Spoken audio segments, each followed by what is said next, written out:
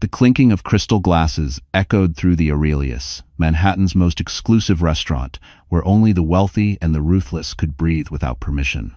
Under the golden chandelier, billionaire tech mogul Derek Voss leaned back in his chair, a smug grin stretching across his face as he lifted a glass of Chateau Margaux. Beside him, his mistress Lila Crane let out a flirtatious laugh, loud enough for nearby tables to hear exactly the way he liked it.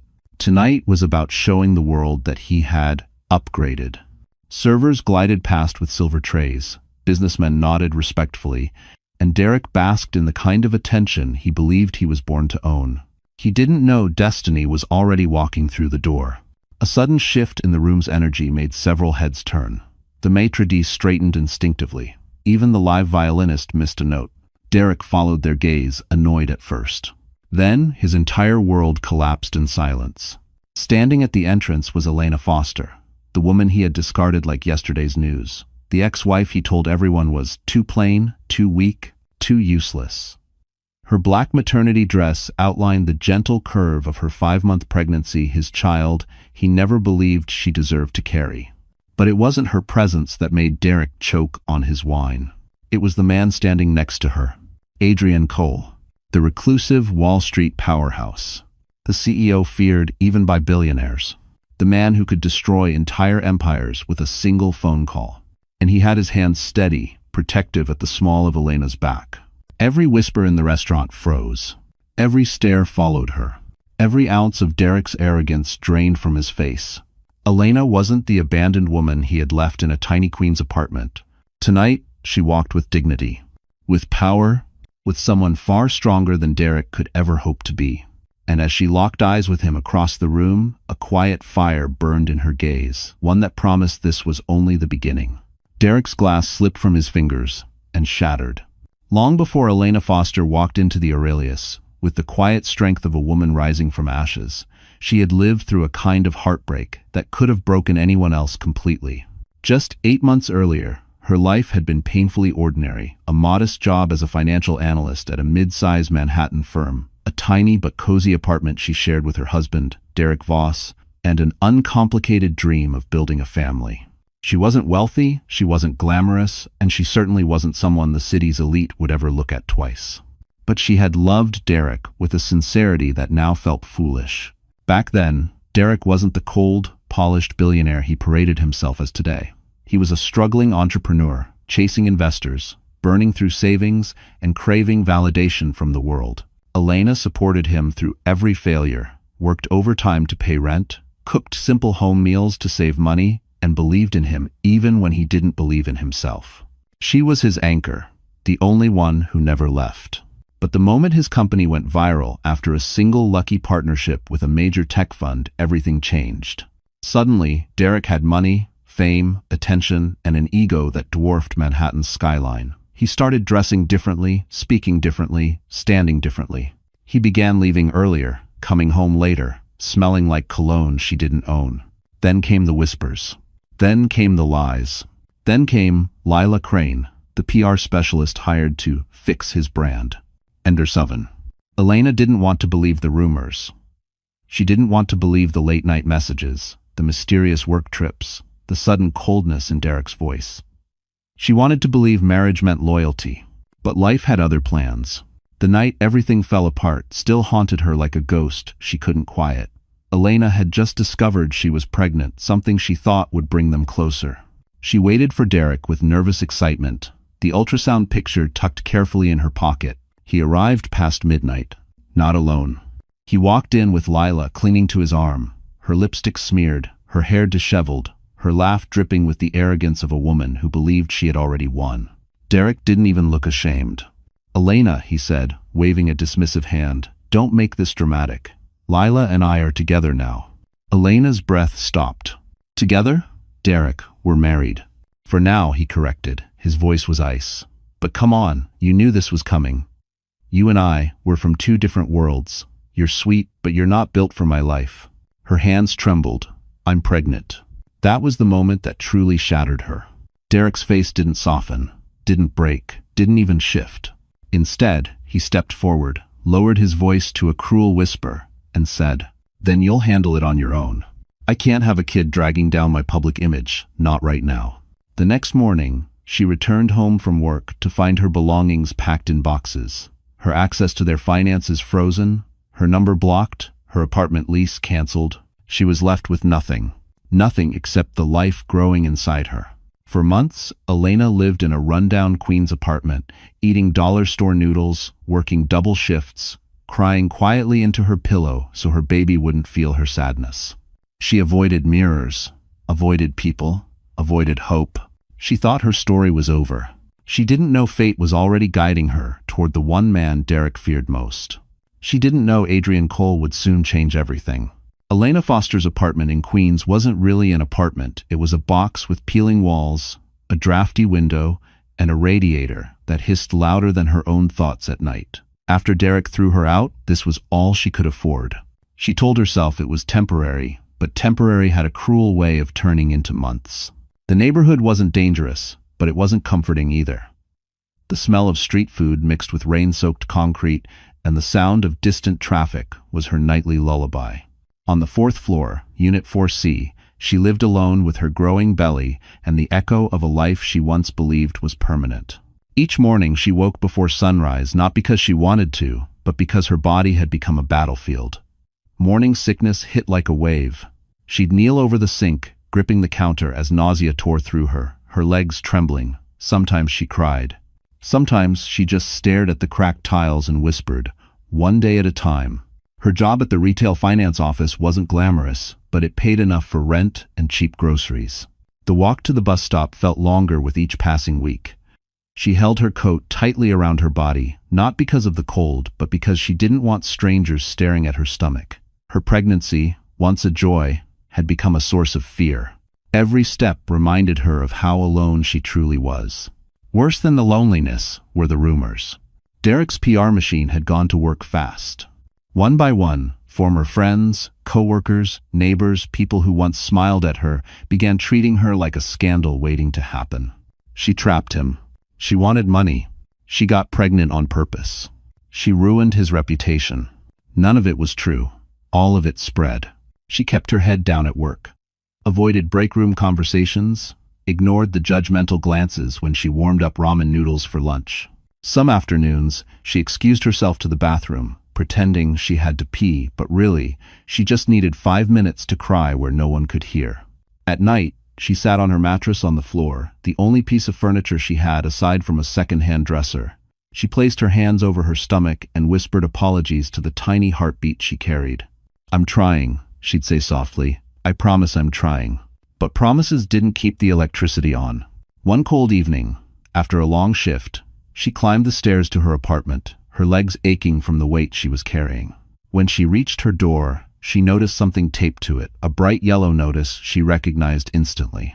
A final warning for late rent. Eviction pending. Her vision blurred.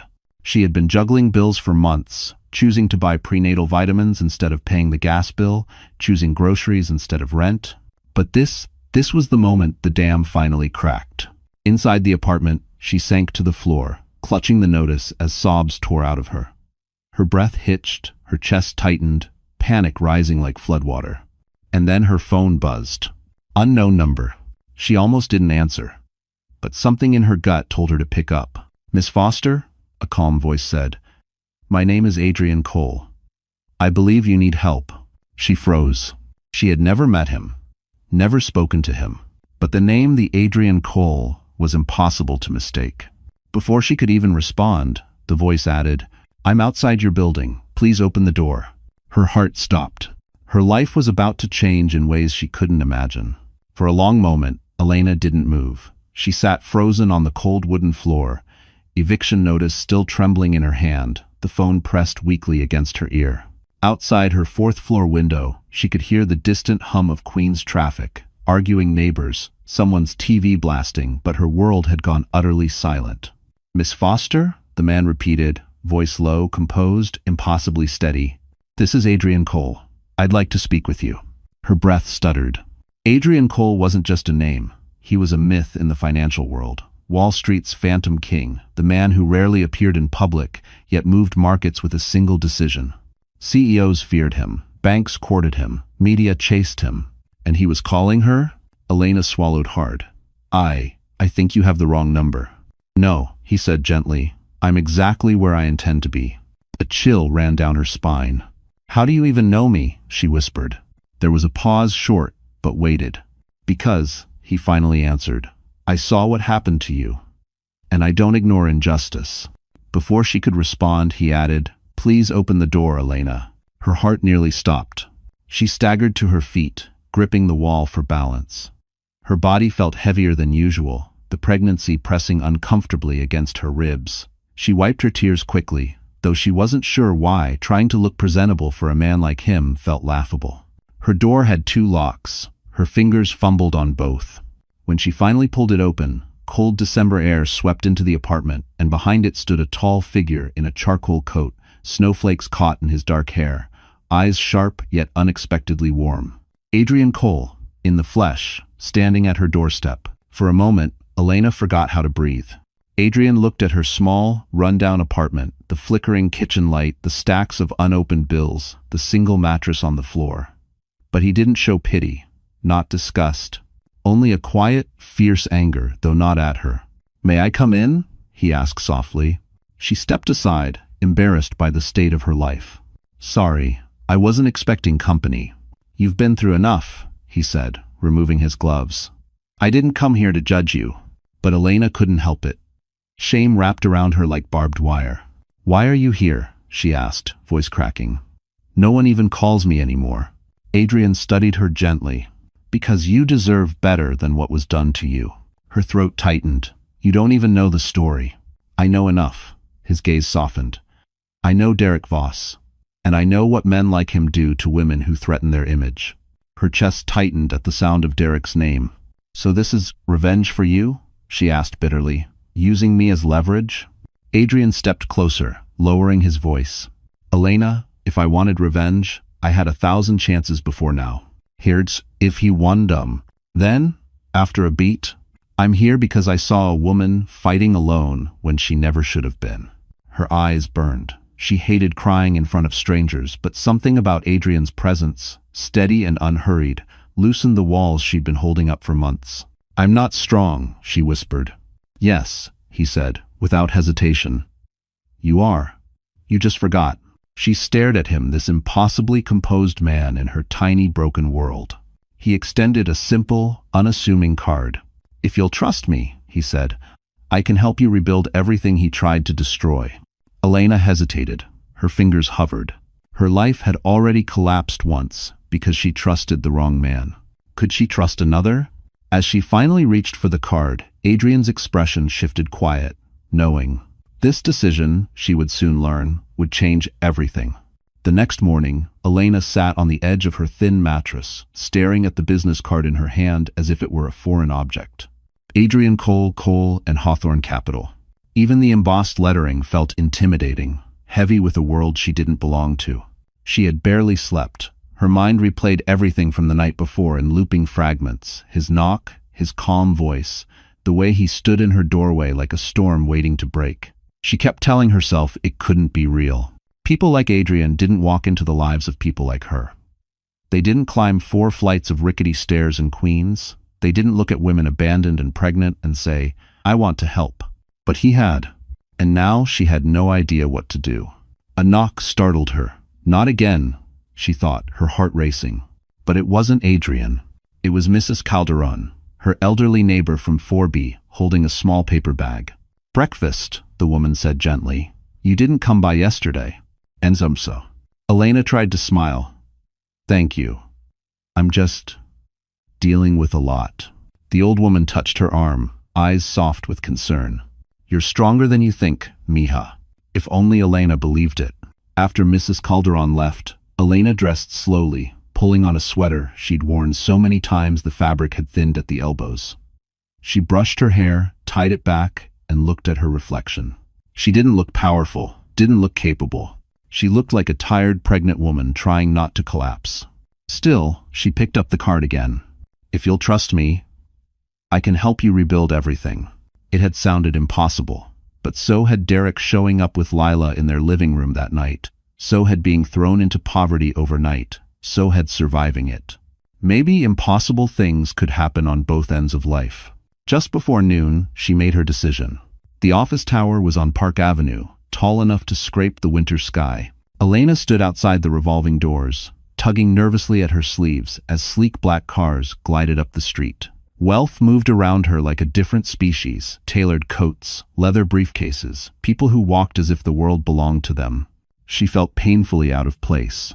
Inside, marble floors gleamed beneath her shoes. Security guards in navy uniforms nodded politely. Receptionists smiled with practiced warmth. But as Elena stepped toward the elevator, she saw something that made her stomach twist, a giant digital display with scrolling financial news. And right there, bold and impossible to miss, Derek Voss, founder of VossTech, prepares to announce new expansion deal. Her breath caught, his face stared back at her, polished and confident. Beside him, a smaller picture of Lila Crane. The caption read, "VossTech's PR director sparks new branding vision." Elena's throat tightened. She blinked rapidly, fighting tears. "Miss Foster?" She turned. Adrian stood there, immaculate in a dark suit, but his eyes softened when he saw her shaken expression. "You came," he said quietly. She nodded. "I almost turned around. I'm glad you didn't." He gestured for her to follow him into a private elevator. The doors slid shut, and the city noise faded until there was nothing but the hum of the rising lift. "I know that coming here must feel overwhelming," Adrian said. "But I asked you because you have something valuable." She shook her head. "I have nothing. You're wrong." He looked directly into her eyes. "You have truth, and truth is the one thing men like Derek cannot control." Her breath caught. "And I need someone with truth," Adrian added. "Someone willing to fight back." Fight back. The words felt foreign, dangerous, and strangely powerful. When the elevator opened into a panoramic office overlooking Manhattan, Elena stepped out and felt, for the first time in months, a flicker of something she thought she'd lost. Possibility? Derek Voss prided himself on being impossible to surprise. He had built an empire by outsmarting competitors, predicting trends before analysts saw them, and stepping on anyone who dared get in his way. But ever since that night at the Aurelius, when Elena walked in with Adrian Cole, something inside him had begun to fracture. He tried to pretend it didn't bother him. He tried to hide behind arrogance. He tried to act like Elena was still the fragile, helpless woman he had tossed aside. But the image of her walking confidently beside Adrian replayed in his mind like a glitching video loop. Worse, people saw it. Investors whispered. Board members exchanged glances. His own staff avoided eye contact. And Derek felt something he hadn't felt in years: fear. Lila Crane, lounging on the velvet couch of his penthouse, scrolled through her phone and sighed dramatically. The gossip sites are eating this up. Ex-wife glows while billionaire's mistress looks cheap. Ugh, people have no taste. Derek snapped. Why was she even there? She doesn't belong in a place like that. Lila raised an eyebrow. Maybe she does now. He shot her a cold look. But even Lila, who loved mocking Elena, had noticed the way Adrian stood beside her that night. Protective, present, confident. That kind of presence didn't happen randomly.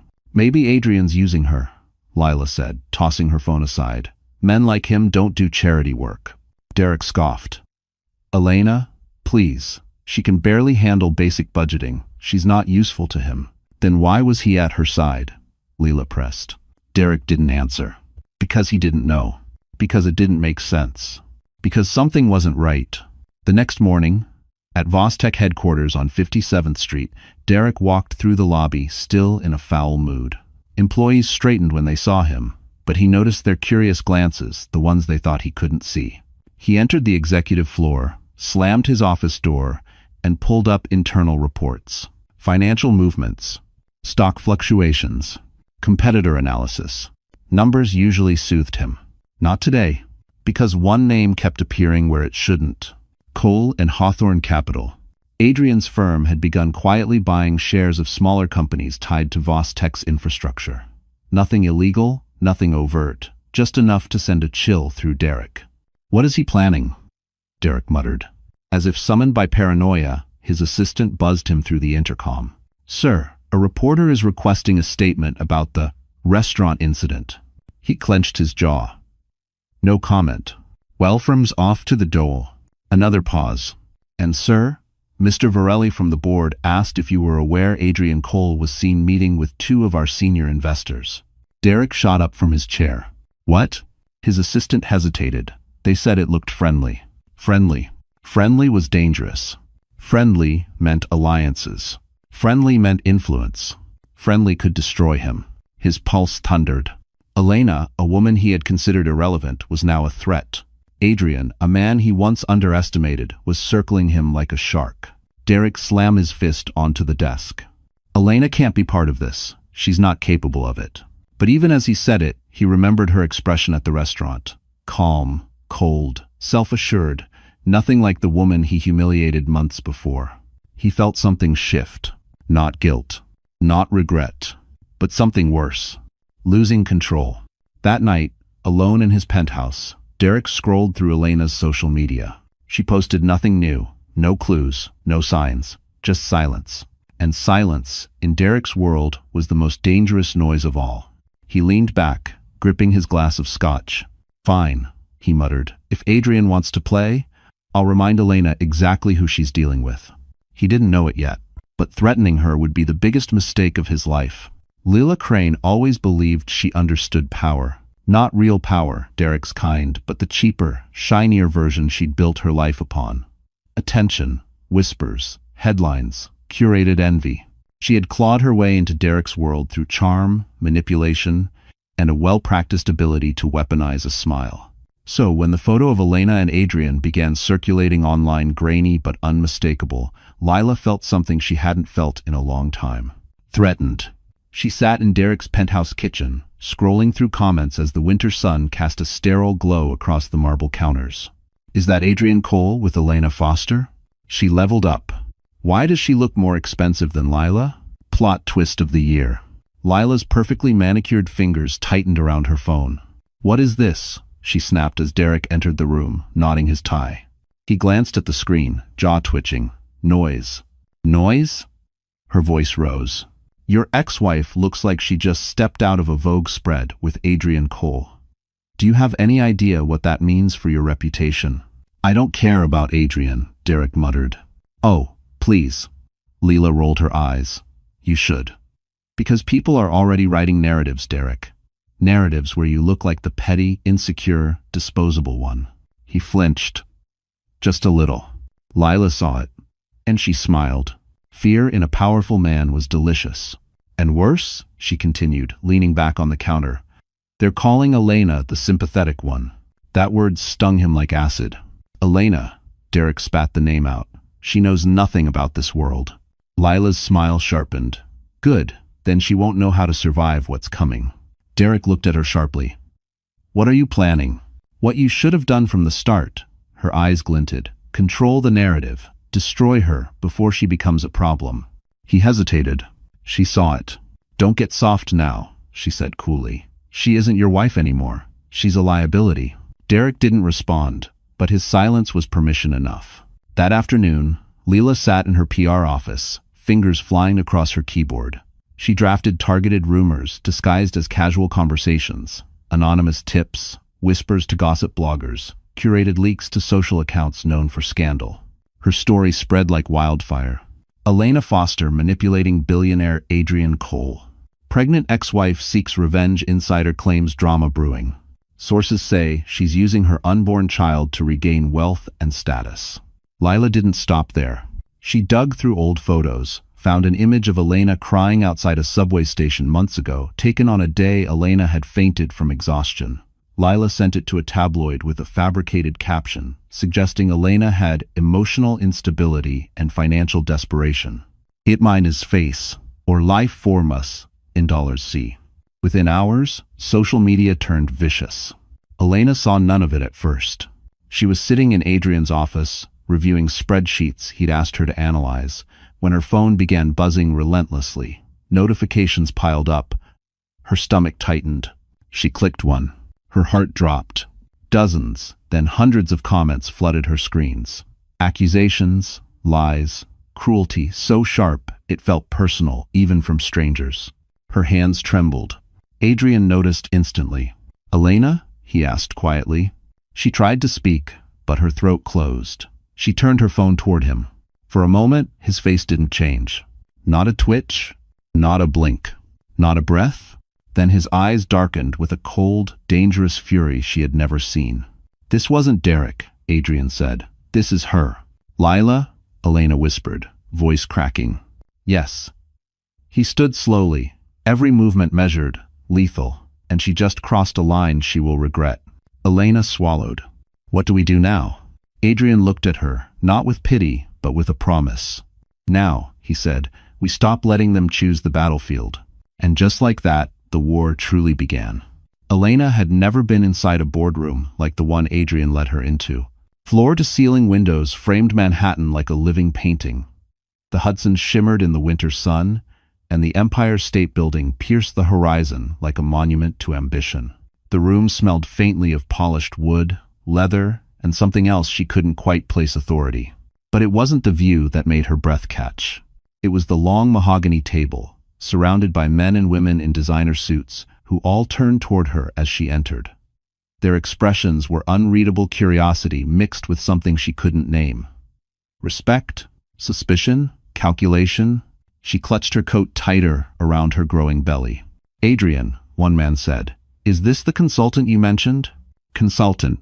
Elena almost turned around and walked out, but Adrian stepped beside her, steady as ever. "Yes," he replied simply, "this is Elena Foster." Her pulse hammered. "I know what you're thinking," Adrian continued. "She's not a Wall Street insider. She's not a corporate shark, but I trust her analysis and her perspective." That stunned the room. And her. Adrian trusted her? Trusted her enough to bring her here, in front of executives who controlled billions? Elena kept her gaze down, until Adrian gently touched her elbow. "Have a seat," he said quietly. She obeyed, her palms damp, her heart painfully loud. Screens lit up, spreadsheets loaded, voices rose and fell. The meeting began. At first, she listened silently, afraid to breathe too loudly. But then Adrian pulled up a series of financial charts, documents she had helped review the night before. They displayed anomalies inside Vostek's infrastructure contracts, irregularities, unreported expenses, numbers that didn't make sense. Her stomach twisted. She recognized them. Her own name had once been attached to those contracts. Derek had forced her to sign documents she didn't understand back when she believed he needed help. She never questioned him. She never thought he'd use her signature for illegal purposes. "Miss Foster," one executive asked suddenly, "do these patterns look familiar to you?" Her blood ran cold. Adrian looked at her, calm, almost reassuring. "You don't have to say anything you're not comfortable with," he murmured. But Elena lifted her chin. "Yes," she said, voice trembling. "I've seen these numbers before." A ripple went through the room. Elena continued slowly at first, then with growing clarity. She explained the inconsistencies, the manipulation of expenses, the pressure Derek put on her to just sign. The way he always said, "Leave the business to me, Elena. You wouldn't understand it anyway." Her cheeks flushed not from shame this time, but anger. The executives exchanged looks. One finally leaned forward. "Miss Foster, you realize what you're describing could expose a major corporate fraud, right?" She swallowed hard. "I'm not trying to expose anything. I'm just telling the truth." Adrian's voice was calm but firm. "And sometimes, truth is exposure." Another executive asked, "Why would Derek use your name?" Elena exhaled. "Because he thought I was harmless, invisible, someone nobody would believe." The room fell silent. Then Adrian, who had been quiet until now, spoke with a measured intensity. That invisibility is exactly what he counted on, but he underestimated her. A low murmur rose around the table. Adrian wasn't done.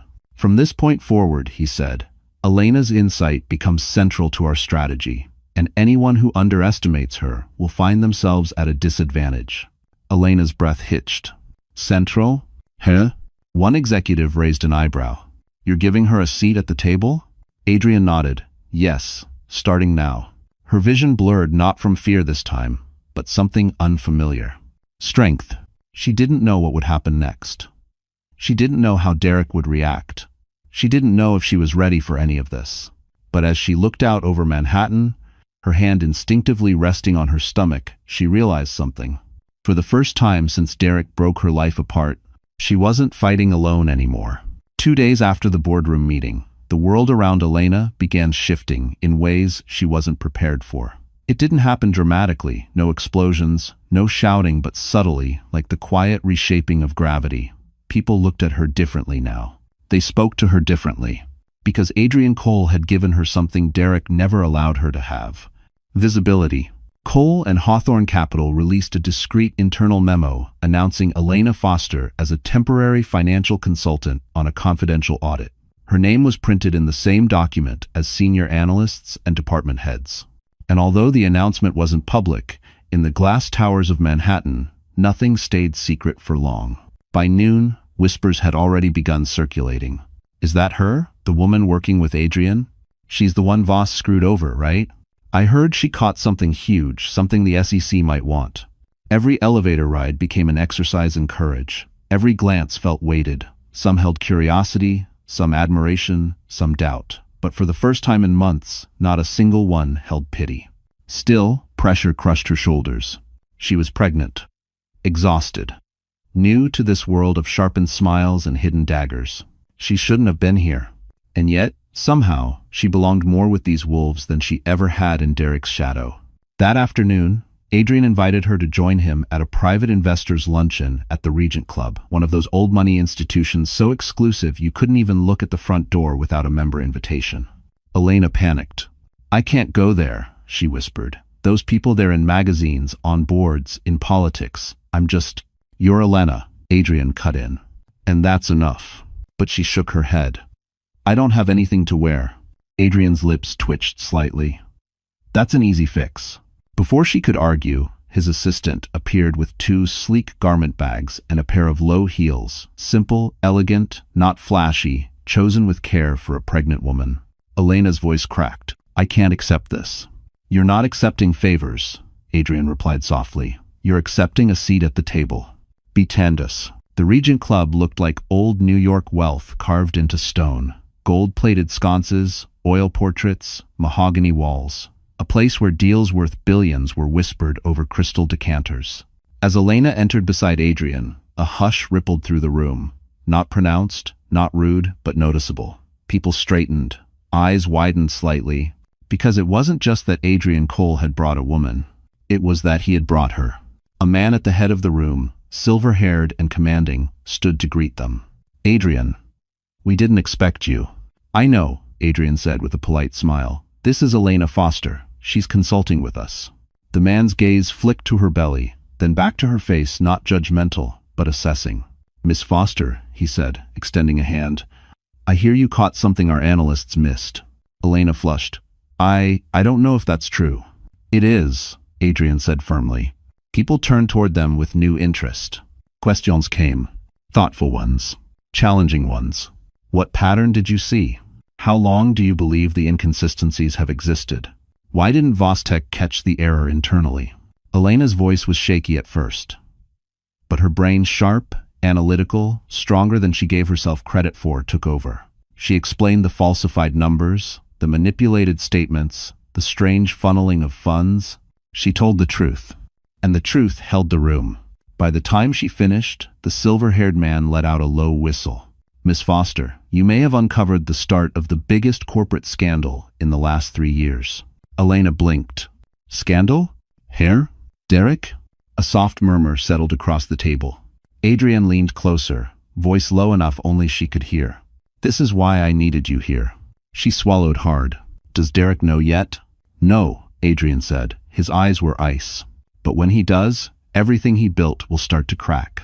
Elena exhaled shakily as realization washed over her.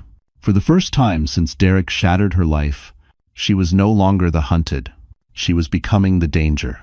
Derek Voss had always been a man who believed he was untouchable. But for the past 48 hours, something had shifted in the atmosphere, subtle at first, then unmistakable.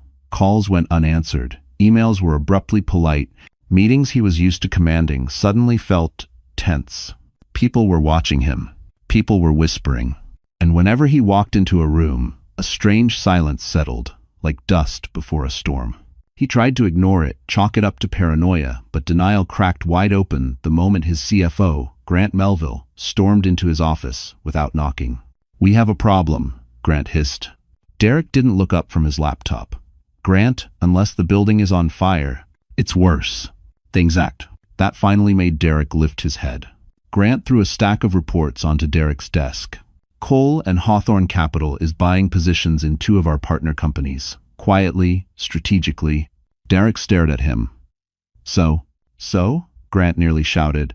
So Adrian Cole doesn't make moves unless he's preparing to take someone down. The words struck like a punch.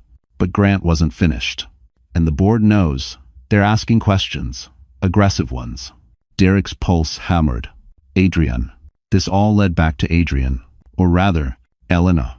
His jaw tightened. What did she tell him? Derek growled. What lies is she feeding him? Grant hesitated. I don't think they're lies. Derek slammed his hand on the desk. She doesn't know anything. Grant flinched. She signed off on those documents, he said quietly. Derek's blood ran cold. She was my wife, he snapped. I told her what to sign. That doesn't mean she understood it. Grant lowered his voice. But legally, that won't matter. Silence. Heavy. Suffocating. Then Grant delivered the killing blow. Derek, if she talks to the SEC, you're done. That evening, Derek retreated to his penthouse, once his sanctuary, now a cage.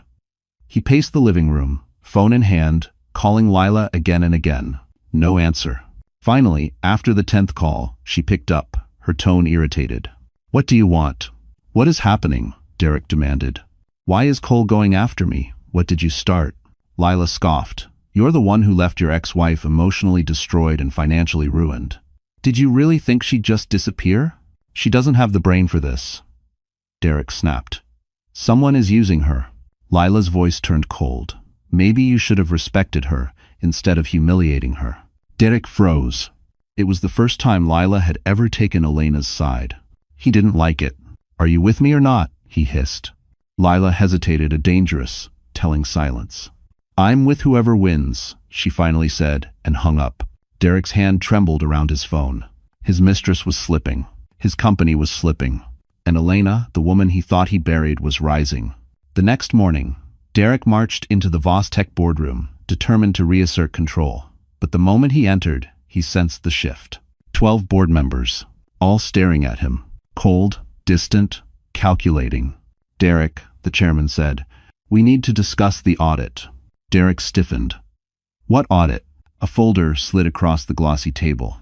In bold, merciless lettering, Cole and Hawthorne, preliminary findings, Vostech anomalies. His vision blurred. Adrian had already begun. We'd like your cooperation, the chairman said, and transparency. Derek's chest tightened. You think I'm hiding something? We think, the chairman replied carefully, that your ex-wife may have knowledge we're obligated to review. The room tilted. Elena? Derek whispered, stunned. He had destroyed her. He had erased her. He had expected silence. Instead, she had become the one person the board wanted to hear from. He was losing control of his image, his empire, his carefully constructed reality.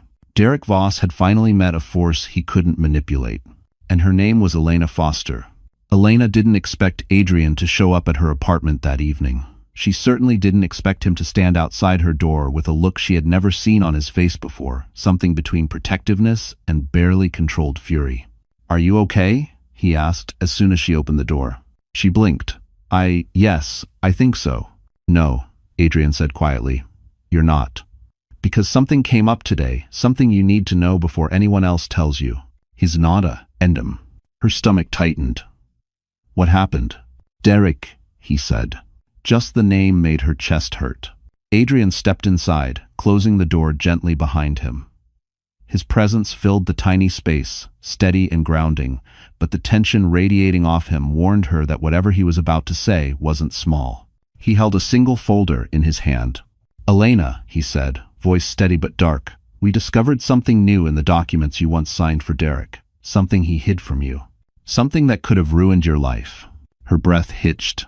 He placed the folder on her small kitchen table. Sit. Her knees felt weak as she obeyed. Adrian opened the folder slowly, too slowly. Elena, those signatures tied you to transactions you were never supposed to be implicated in. I knew that already, she whispered. I knew he tricked me. You didn't know the scale, Adrian corrected. The signatures weren't just for routine expenses. They were used to approve transfers into private subsidiary accounts Derek created under shell identities. She froze. What does that mean? It means, Adrian said carefully, Derek laundered money through fake development projects. And legally, your signature shows you approved the movement of those funds. Her pulse pounded in her ears. I didn't know, she managed. I swear I didn't know. I know you didn't, Adrian said firmly. But the law doesn't care about what you didn't know. If the SEC had discovered this before we did, you would have been the first person they came after. A wave of dizziness swept through her. She pressed a hand against her belly, as if shielding her child from the truth. I could have gone to prison, she whispered. Adrian's jaw clenched. Yes, and Derek knew that. He counted on it. Experience. Elena's vision blurred with tears, not from fear, but from betrayal, so deep it felt like her chest was splitting open. How could he? She choked out. How could someone who said he loved me put me in that kind of danger? Adrian crouched beside her, his voice low, steady. Because men like Derek only love themselves. Tears slipped down her cheeks, silent and painful. Elena, Adrian said gently, there's more. She looked up, raw, trembling. What else? Adrian exhaled. We also discovered that Derek kept copies of those documents, hidden, not destroyed. Almost as if he planned to use them later against you. Her lips parted in shock. He wanted leverage, Adrian continued. If you ever threatened his image, he could have had you arrested. For a long moment, Elena couldn't speak. She couldn't breathe. Her entire body felt numb. Then, like a dam breaking, her fear twisted into something else. Anger. Pure, searing, righteous anger. He wanted to ruin me, she whispered. He threw me out, took everything, humiliated me, and still wanted a way to destroy me if I ever fought back. Adrian nodded. But he failed, he said softly. Because you're not alone anymore. And because now we control the truth, not him. Elena wiped her tears, her hands suddenly steady. What do we do now? She asked. Adrian met her gaze, calm, unflinching. Now, he said, we show the board what Derek tried to hide. Elena drew a breath. For the first time, the fear didn't win. This time, she was ready to fight. The next morning arrived gray and sharp, the kind of New York winter day where the cold felt personal.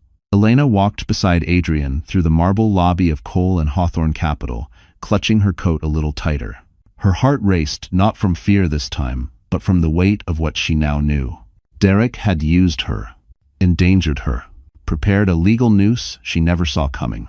She expected Adrian to walk her straight to another meeting, but instead, he took her to the top floor of his private office, a space so quiet it felt insulated from the world. Floor-to-ceiling windows cast a pale light across polished steel and dark walnut surfaces. Adrian gestured for her to sit. There's something we have to discuss before we move forward, he said. Elena sank into the leather chair, bracing herself. Is it about the documents? That's part of it, he replied. But it's bigger. He slid a new file across the table. Elena, someone leaked to the press that you're involved in an SEC investigation. Her breath caught. What? That's not true. I haven't spoken to anyone. I know, Adrian said calmly, but perception can do damage even when reality can't. He opened the file. Headlines stared back at her. Ugly. Loud. Cruel.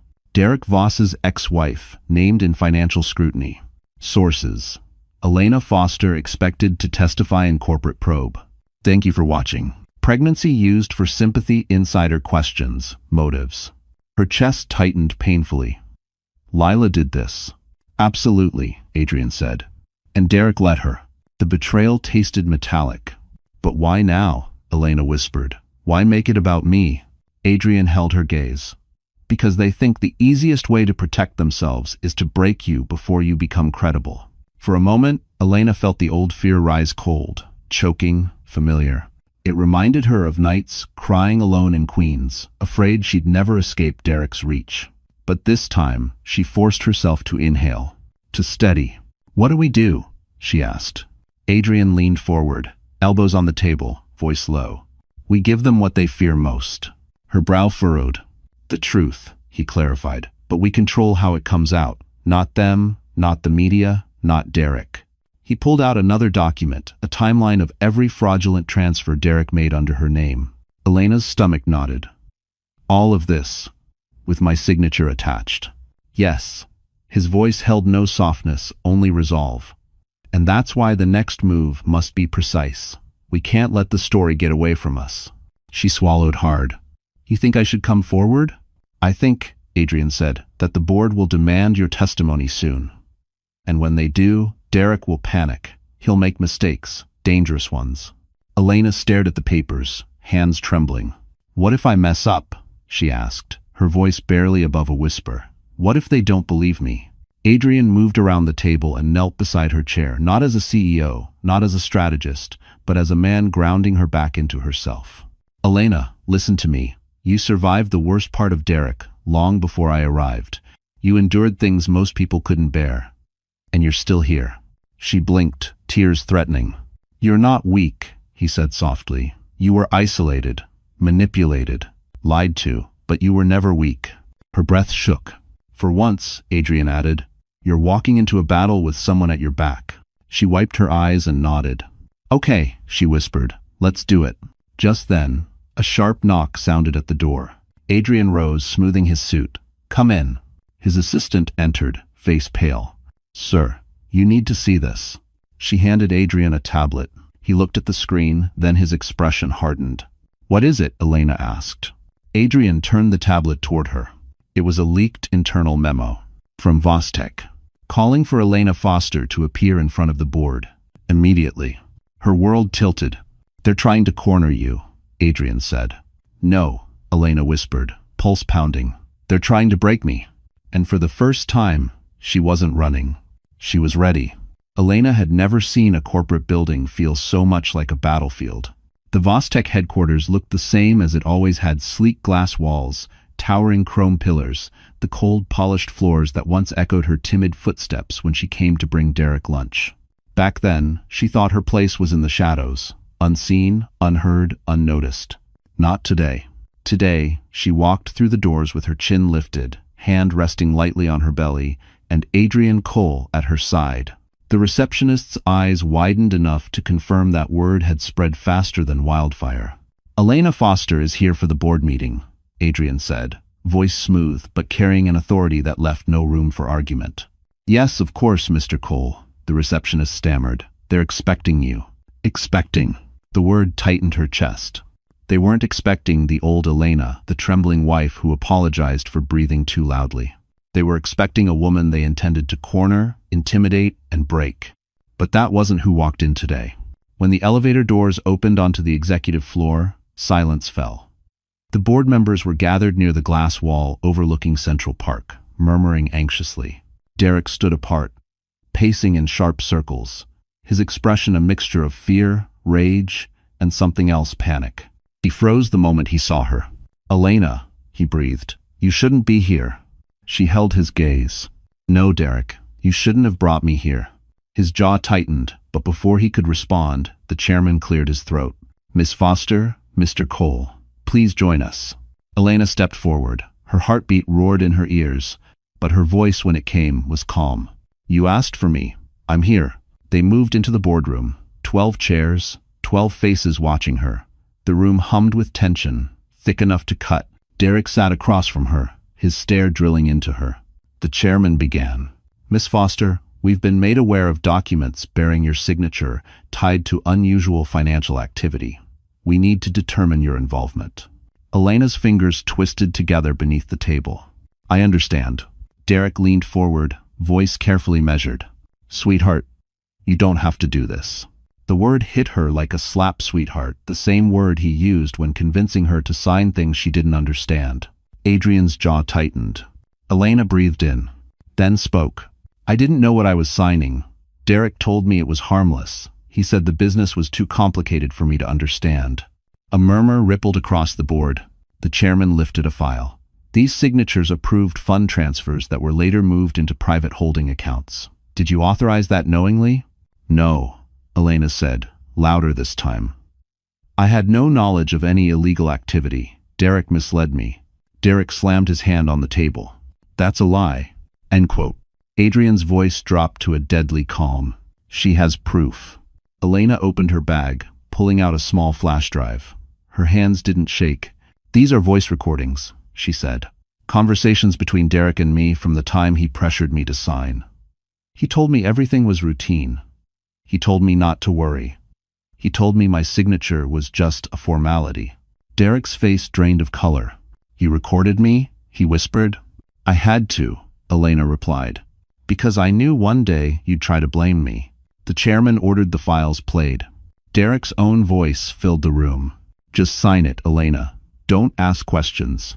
You wouldn't understand this stuff anyway. No one is going to look at your name. It's fine. When the recordings ended, the room fell into stunned silence. The chairman turned slowly to Derek. Is there anything you'd like to explain? Derek's lips parted, no words came out.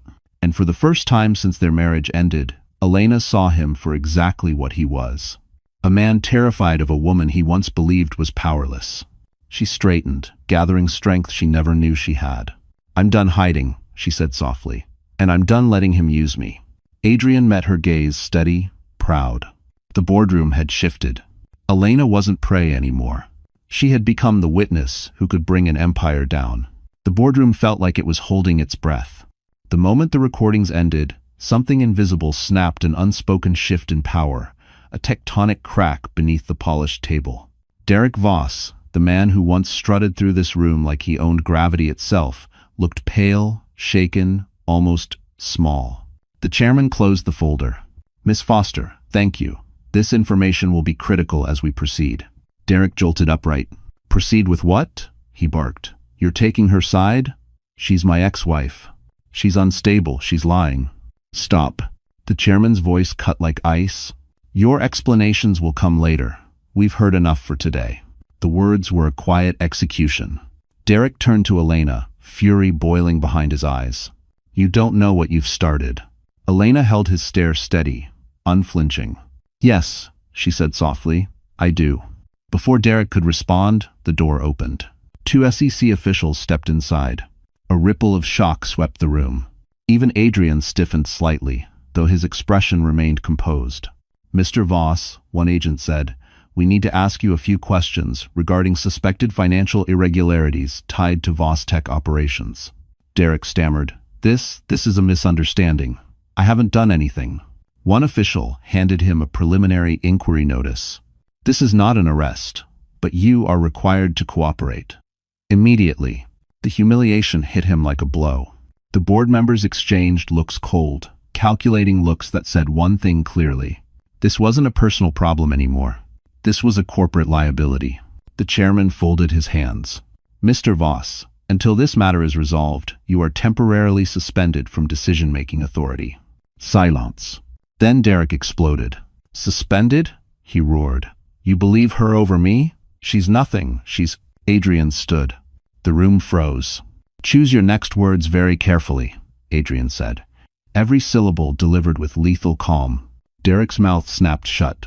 Because even in his rage, he understood one thing.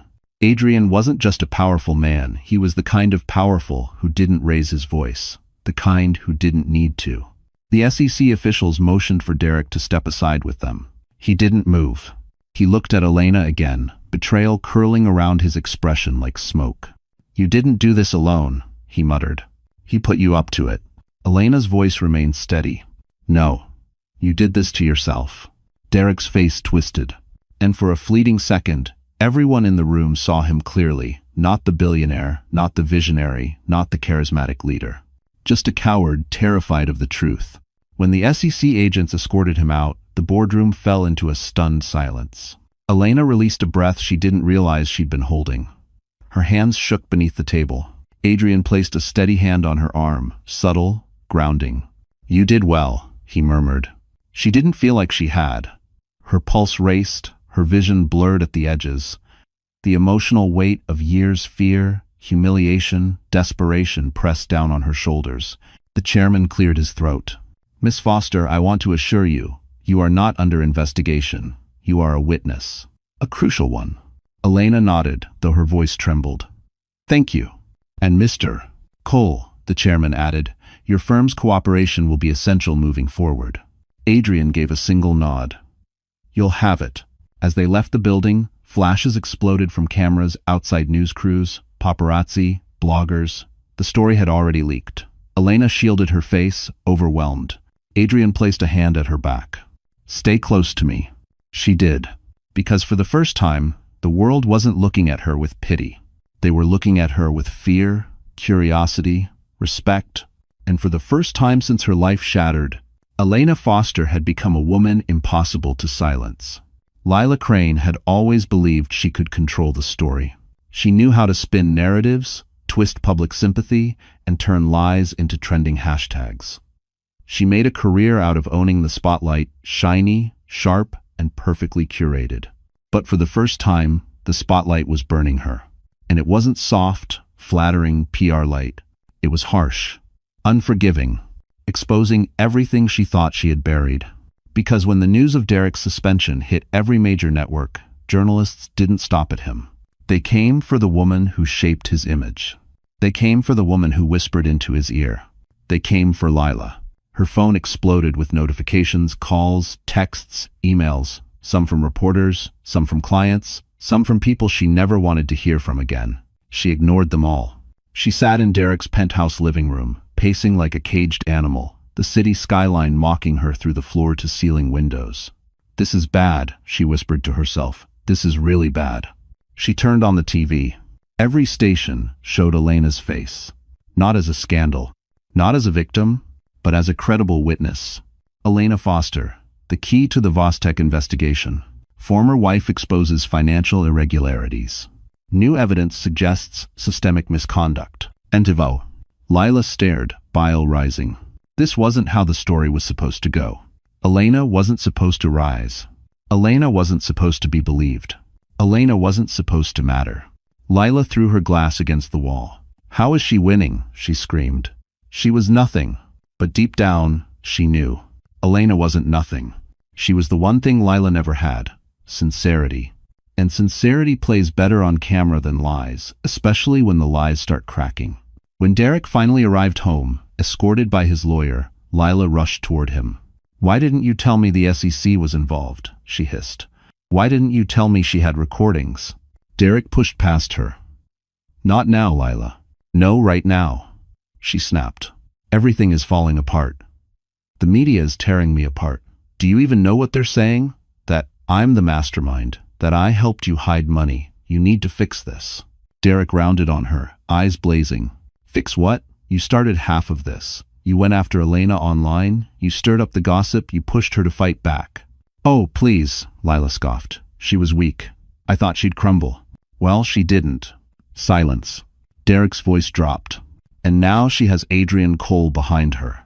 You have no idea who you picked to fight with." Lila glared. "You think I'm scared of him? You should be." For the first time, Lila saw fear, real fear on Derek's face. And that terrified her more than anything. The next morning, she walked into her PR firm with a forced smile and a too-tight blazer. She expected whispers, maybe judgmental looks. She didn't expect what she found. Her assistant stood waiting, hands clasped. "Lila," she said softly, "the managing partners want to see you." Lila straightened her shoulders. "Finally, they know I can turn this around." And was. But when she entered the conference room, every partner looked at her the way predators look at a wounded animal. "Lila," the senior partner began, "your contract is terminated, effective immediately." The words slammed into her. "Terminated?" she choked. "You can't." "We can," he said sharply. "You dragged your personal scandal into our firm and compromised our reputation." She stumbled backward. "You need me. I built this place." "No," the partner replied coldly. "You built yourself. And now you're the liability." Security arrived. They escorted her out of her office, out of her firm, out of the world she clawed her way into. As she stood on the sidewalk, shaking, watching her world collapse around her, one brutal truth settled over her like ice. Elena wasn't the one losing anymore. Lila was. Elena had barely processed the chaos of the board meeting and Lila's implosion when Adrian asked her to meet him at his private penthouse office, an ultra-secure space overlooking the East River. It wasn't the normal headquarters. This place felt different. Quieter, darker, like it was built for secrets. When she stepped inside, Adrian stood with his back to her, staring out at the city lights. He didn't greet her with the calm confidence she'd grown used to. His posture was tense, coiled, almost haunted. "Elena," he said, without turning around, "we need to talk." Her heart dropped. That sentence never meant anything good. She walked slowly toward him. "Is something wrong with the investigation?" "No," he replied. "Something is wrong with the truth." He turned. And for the first time since she met him, Adrian looked vulnerable. Not broken, not weak, but burdened, like he'd carried something for too long. "I haven't told you everything about Derek," he said. She froze. "What do you mean?" Adrian gestured to a chair. "Sit, please." She sat. He remained standing, hands folded, voice steady but low. "I didn't meet you by accident." Her blood ran cold. "You? What?" "I didn't know you personally," Adrian explained, "but I knew of you long before that night in Queens." A strange, icy dread crept up her spine. "How?" she whispered. Adrian finally spoke the truth. "Derek and I weren't just business rivals. We were partners 5 years ago, on a major development fund. I believed in him, I trusted him, and he betrayed me." Elena's breath caught. Adrian continued. "He falsified documents, rerouted funds, sabotaged a deal that cost my firm millions. He walked away clean because he framed a junior analyst on my team. A good man. That man never worked again." Elena's chest tightened. "So, you wanted revenge?" "No." Adrian stepped closer. "I wanted accountability, but Derek disappeared behind lawyers and NDAs. I couldn't touch him legally, not without someone who knew how he operated. Someone he underestimated." Her heart pounded painfully. "You mean me?" "Not a question. A realization." "You are the key," Adrian said softly. "You always were. Because you were the only person he allowed close enough to see the truth without realizing it." Elena's throat tightened. "And you thought you could use me?" Adrian flinched. "Yes. At first." The honesty stung more than lies ever could. She looked away, vision blurring. "So all of this, bringing me into those meetings, helping me, protecting me, it was all strategy?" "No," Adrian said firmly, "not anymore." He knelt beside her chair, forcing her to meet his eyes. "Elena, in the beginning, I saw you as leverage, but then I saw who you truly are. A woman Derek tried to shatter and failed. A woman who deserved justice long before I stepped in." Her breath trembled. "Why tell me now?" "Because you deserve the truth before we take the next step," he said. "And because I care about you, not as a tool, not as a strategy, as a person." Her heart twisted painfully. She didn't doubt his sincerity. His voice held a warmth and fracture she had never heard before. But the betrayal still lingered. "So, you used me," she whispered. "Just like he did." Adrian's jaw tightened. "Elena, I'm trying to undo the damage he caused. I'm trying to make things right." "You should have told me," she said, wiping her eyes. "I know," he whispered. For a moment, the room fell silent, two people caught between truth and hurt, between loyalty and consequence. Then her voice cracked. "What do we do now?" Adrian stood, shoulders straightening. "Now," he said, "we bring Derek down completely, and this time we do it together with nothing left hidden." Elena inhaled shakily. The truth hurt, but it also made her stronger, because now she understood something important. Derek wasn't the only one who underestimated her, and that mistake was about to cost him everything. Derek Voss had always believed empires fell from the outside. A competitor, a market crash, a scandal. He never imagined his empire would collapse from the inside. One board meeting, one recording, one woman he dismissed as irrelevant. But that's exactly what was happening. By the time he returned to Vostech the next morning, the building no longer felt like his. Security guards didn't greet him. Assistants didn't rush to his side. Conversations hushed when he passed. For the first time, Derek felt like a stranger in his own kingdom. He stormed into the executive floor, ready to reclaim control, yet found chaos instead. Board members yelling, lawyers storming halls, phones ringing off the hook, and every screen in the office flickering with the same breaking news headline. SEC reviewing Vostech ledger, possible corporate fraud. His stomach dropped. He pushed his way into the boardroom only to find his CFO, Grant Melville, speaking to a cluster of directors with a grim face. Grant turned, startled. "Derek, you shouldn't be here." Don't start with me, Derek snapped. What's going on? A board member stepped forward, cold and surgical. The SEC requested full access to our financials. They have probable cause. Probable cause? Derek repeated, voice shaking with anger. Based on what? The chairman folded his hands. Based on the anomalies tied to your wife's signature. She's my ex-wife, Derek growled. Exactly, the chairman replied, which made her testimony even more credible. A choking silence fell. Testimony. She talked. She turned on him. She exposed him. Elena, Derek whispered, stunned. Grant exhaled. They believe she was coerced, used, manipulated. She wasn't coerced, Derek shouted. She knew what she was signing. But even he heard the lie in his voice. And so did everyone else. At that moment, Vostek's legal counsel, a stern woman with cold eyes, approached him with a thick stack of papers. Mr. Voss, the board has unanimously voted to place you on immediate administrative leave pending investigation. Derek froze. You don't have authority. We do, she said crisply. Clause 14B of your employment agreement, misconduct threatening the company's stability. The chairman stepped forward. Effective immediately, you have no decision-making power, no access to internal systems, no contact with staff. Derek felt the world tilt. You can't do this, he roared. We already have. He lunged toward the conference table, grabbing the papers, scanning them with frantic, trembling hands. Suspension. Asset freeze. Access revocation. His entire empire gone in a stack of signatures.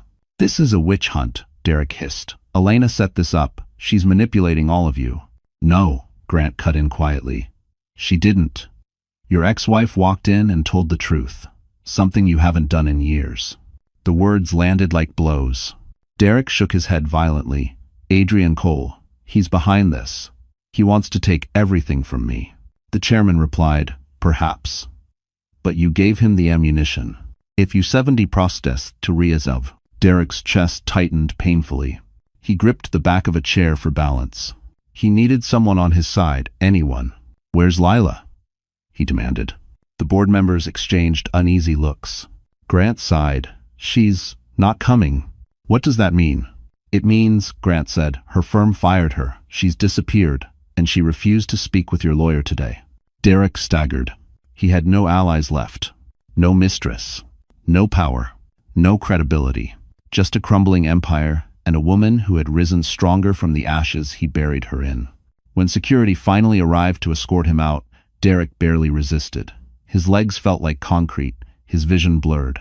He stumbled into the elevator, once his golden throne, now a cold metal coffin carrying him down, down, down. As the doors closed, one final thought stabbed through his collapsing world. Elena wasn't his downfall. Underestimating her was. Lila Crane had always been able to land on her feet. Scandal? She'd spin it. Criticism? She'd twist it. Enemies? She'd charm them. But this time, her fall wasn't dramatic or glamorous. It was silent, brutal, and terrifyingly real.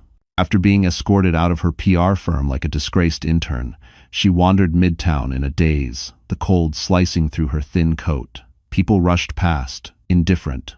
Her phone buzzed nonstop calls from unknown numbers, angry clients, gossip reporters wanting statements. She ignored them all. By sunset, she ended up in a cheap cafe she once would have mocked, sitting alone with a lukewarm coffee. Her hands shook as she scrolled through social media. It was a disaster. Every major outlet had pivoted. Every narrative she tried to weaponize against Elena had turned into a boomerang and hit her instead. PR director Lila Crane linked to Vostek's scandal. Idea. Insider claims she managed Derek Voss's damage control. Anonymous sources suggest Lila encouraged targeting ex-wife. Anonymous sources. Of course. Derek. Rat. Coward. Snake. He had fed the press just enough information to shift blame toward her, hoping it would buy him sympathy, or time, or something he no longer deserved. Well played, she muttered bitterly. Throw me under the bus to save yourself. I doon it. I was beated. End quote. But the more she scrolled, the more she realized the truth. The press didn't believe him anymore. The public didn't believe him. And no one believed her. Because now, Elena was the face of the story. And Lila? Lila was the villain. The next blow came faster than she expected. Her landlord called. "Miss Crane, given your situation, the building is requesting you vacate by next week." "My situation?" she snapped. "I've never been late on rent." "As an office." "It's not about rent," he said quietly. "It's about reputation. The building doesn't want press outside the lobby." She hung up before he finished. Then her agent emailed. Her endorsement deals gone. Her PR clients cut ties. Her industry standing ruined. Within 12 hours, Lila Crane went from one of the most sought-after spin doctors in Manhattan to someone no one wanted to be photographed with. She slammed her phone on the table, chest tight, breathing shallow. "How did my life fall apart because of her?" she hissed. But deep down, she knew the truth. It wasn't Elena who destroyed her. It was her own arrogance. By the next morning, desperation sank its claws into her. She marched toward Derek's penthouse, shaking with anger, humiliation, and fear. She pounded on his door until her fist went numb. "Derek, open the damn door." Silence. She tried again. "I lost everything because of you." Still nothing. She pressed her forehead against the door, voice cracking. "We were supposed to be a team." The lock clicked. But the face that appeared wasn't Derek's. It was his lawyer. "Miss Crane," he said, tone robotic. "Mr. Voss is not receiving visitors." "Visitors?" she spat. "I'm not a visitor. You're someone he is no longer associated with," the lawyer cut in. "And given the ongoing investigation, it is in his best interest to sever all communication." "Important?" "Commander." Leela felt the floor fall out beneath her. "So he's cutting me off?" "Yes." "And he wants me to disappear?" "Yes." Her chest tightened. "He can't do that." "He already did," the lawyer said calmly. "And if I were you, Miss Crane, I'd hire my own attorney immediately." The door closed in her face. She stood there, shaking, humiliated, discarded, just like Elena once was. Except Elena rose. Leela was sinking. As she stumbled into the elevator, tears streaming down her face, she realized something she had never allowed herself to believe. She had backed the wrong man. And unlike Elena, no one was coming to save her. Because when the queen rises, the mistress always falls first. For the first time in months, Elena woke up without dread sitting on her chest. The morning light seeped through the penthouse guest room, where Adrian insisted she stay until the investigation stabilized. It was warm, gentle, a soft gold brushing across her skin as if life itself had finally stopped punishing her long enough to let her breathe. She sat up slowly, hand instinctively resting on her belly. "You're safe," she whispered to her child. "And we're not alone anymore." Her phone buzzed. A text from Adrian. "Board ruling released. Come to the office when you're ready. Big day." Her heart fluttered, not from fear, but anticipation. Something was changing.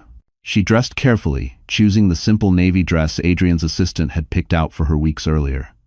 Not glamorous, not flashy, but strong.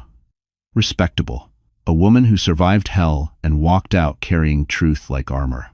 When she arrived at Cole and Hawthorne, people didn't stare at her with curiosity anymore. They nodded with respect. A receptionist smiled genuinely.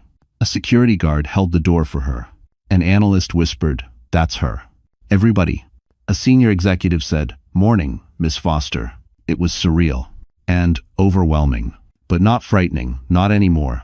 Adrian waited for her in his office, standing by the window with Manhattan glittering behind him. "You made it," he said softly. "You asked me to come," she replied, giving him a small smile.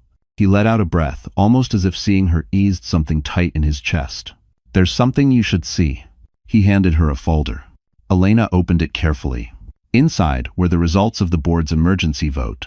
Effective immediately, Vostek appoints a temporary restructuring committee overseen by Cole and Hawthorne Capital. Her eyes widened. You're taking over?" "Temporarily," Adrian corrected. "Just long enough to stabilize the company and clean out the corruption." "And Derek?" Adrian's jaw tightened. "He's finished. Legally, publicly, financially. There's no path back for him. Out of never." Elena exhaled, a complicated mixture of relief and sorrow. She never wanted his destruction. She wanted freedom.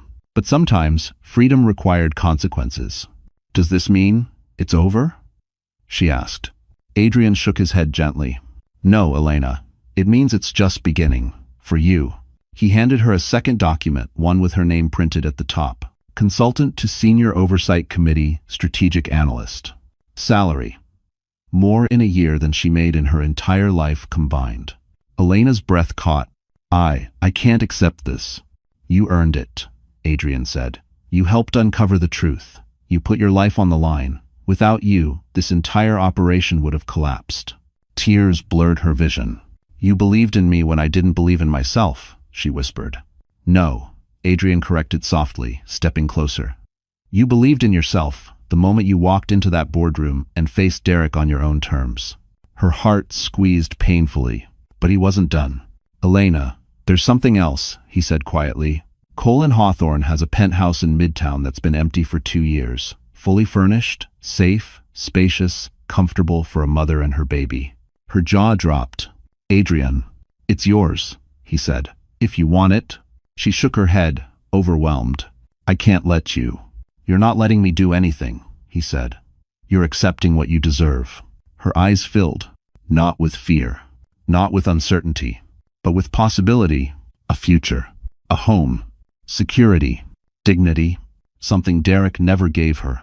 Adrian stepped closer, voice lowering. You're not just rising from what he did to you, Elena. You're building something new, something better. She looked at him, really looked at him. At the man who walked into her life when she had nothing left. At the man who helped her stand on her own feet. At the man who cared for her, not because she was useful, but because she was her.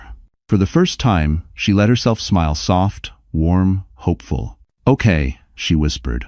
I'll take the job. And the penthouse. Adrian exhaled, relief flickering across his face. And Adrian? She added quietly. Yes? Thank you.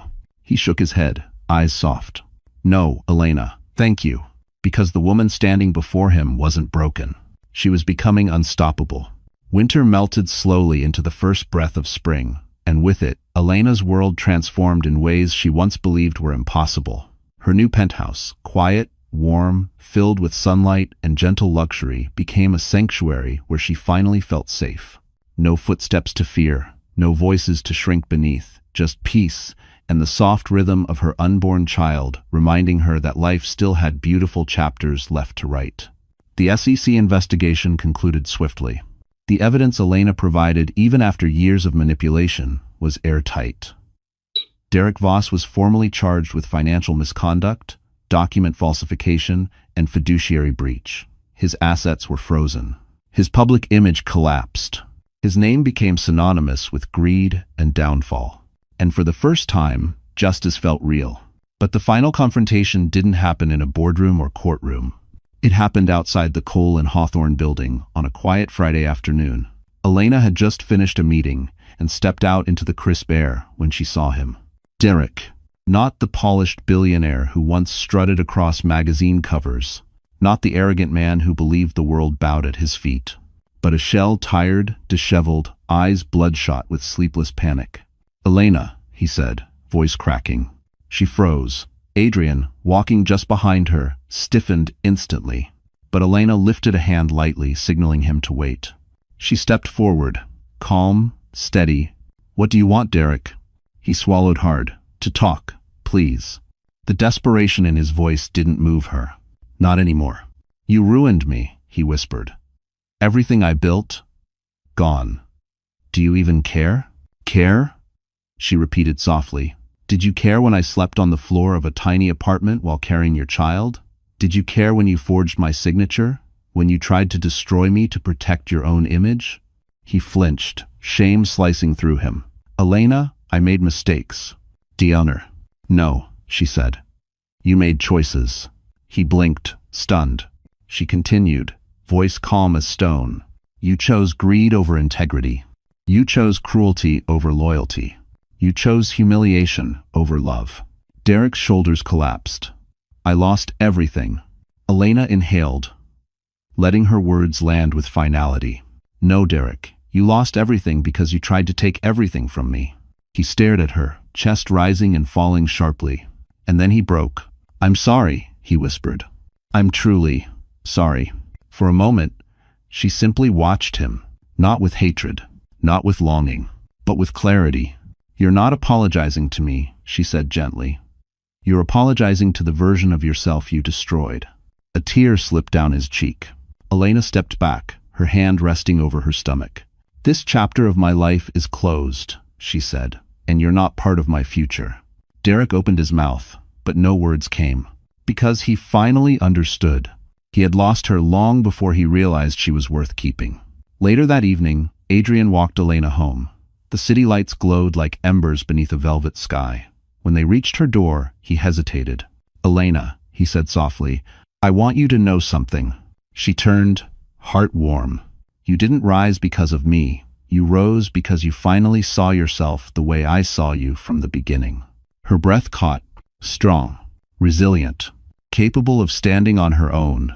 Then his voice lowered, gentle and sincere. "And when you're ready, I'd like to build a life with you. Not out of strategy, not out of circumstance, but because you are someone I admire. Someone I care for, someone I—" She placed a hand on his chest, stopping him with a soft smile. "I'm ready," she whispered. "For all of it." His breath trembled, but his smile was warm, unguarded, almost tender. And for the first time since her world shattered, Elena allowed herself to dream of joy, not borrowed, not fragile, but earned. Later that year, in a quiet ceremony at the Plaza Hotel, with Manhattan glittering like a promise through tall windows, Elena and Adrian exchanged vows. Her baby, now a giggling toddler with bright eyes, held her hand as she walked down the aisle. No scandals, no shadows, no more fear, just love, just healing, just a future she built with her own strength. And as she stood beside the man who helped her rediscover her worth, Elena knew one truth with absolute certainty. This wasn't her revenge arc, it was her rebirth. And just like that, our story comes to an end. If you're still here with me right now, listening to these last words, then maybe something in this journey touched your heart in a way you didn't expect. Maybe Elena's strength reminded you of your own. Maybe her quiet endurance echoed something you've lived through. Or maybe you simply needed a reminder that no darkness lasts forever. You know, the Stoics had a beautiful belief. The obstacle is the way. Meaning sometimes the very things that break us are the things that rebuild us stronger, wiser, and more alive. Elena didn't rise because life became easier. She rose because she finally recognized her own worth. And that's a lesson every one of us can carry. If you're going through something heavy right now, remember, you are not defined by what hurt you. You're defined by what you choose to become after it. So, my wonderful friends, if this story gave you courage, hope, or even just a moment to breathe, please don't leave without giving it a like, sharing it with someone who needs it, and subscribing to the channel. I'm right here with you, and we've still got so many journeys ahead.